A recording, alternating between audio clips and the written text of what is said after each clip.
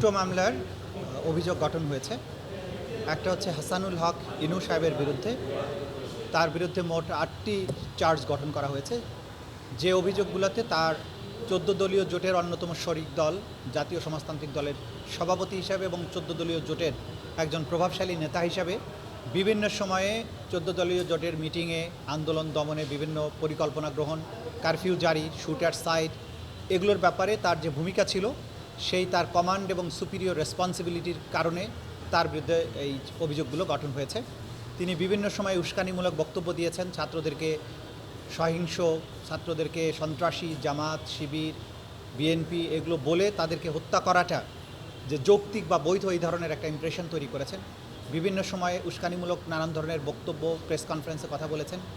তার নানান ধরনের কনভারসেশন আছে।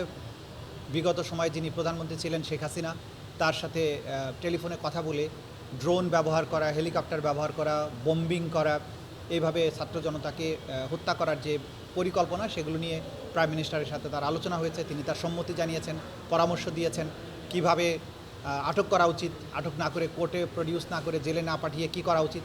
এই যে পুরো মানবতা বিরোধী অপরাধ সংগঠন হয়েছে বাংলাদেশে, সেই ব্যাপারে তার যে রোল, সেগুলোকে আমরা অভিযোগ আকারে নিয়ে এসেছিলাম। সেগুলোর ভিত্তিতে মোট ৮টি অভিযোগ তার বিরুদ্ধে গঠন করা হয়েছে। সর্বশেষ যে ৮ নম্বর অভিযোগটা ছিল, কুষ্টিয়া শহরে ৫ই আগস্টে ৬ জন ব্যক্তিকে তার পরামর্শ নির্দেশে সেখানকার পুলিশ এবং প্রশাসন, আওয়ামী লীগ, যুবলীগ, ছাত্রলীগ, ১৪ দলীয় জোট মিলিয়ে এই ৫ জন ছাত্র জনতাকে হত্যা করা, এই সব মিলিয়ে ৮টি অভিযোগ তার বিরুদ্ধে গঠন করা হয়েছে। আগামী ৩০শে নভেম্বর তার এই মামলার ওপেনিং স্টেটমেন্টের জন্য এবং সাক্ষ্য গ্রহণের জন্য দিন ধার্য করা হয়েছে। একই রকম অভিযোগে মাহবুবুল আলম হানিফ, যিনি আওয়ামী লীগের অন্যতম একজন নেতা, এবং তার সহ কুষ্টিয়া আওয়ামী লীগের আরও ৩ জন নেতা সহ মোট ৪ জনের বিরুদ্ধে আরও একটি মামলায় অভিযোগ গঠন হয়েছে এবং সেটার বিচারের জন্য ২৫শে নভেম্বর সাক্ষ্য গ্রহণের জন্য দিন ধার্য করা হয়েছে। এই হচ্ছে মোটামুটি আজকের আপডেট। আজকে অভিযোগ গঠনের পরে আইনের বিধান হচ্ছে তাকে আসামিকে জিজ্ঞাসাবাদ করতে হয় যে আপনার বিরুদ্ধে এই অভিযোগ গঠন হয়েছে, আপনি কি নিজেকে নির্দোষ মনে করেন নাকি দোষী মনে করেন। যদি উনি নিজেকে দোষী বলেন, তাহলে আদালত এখানেই এটার ভিত্তিতে একটা রায় দিয়ে ফেলতে পারেন।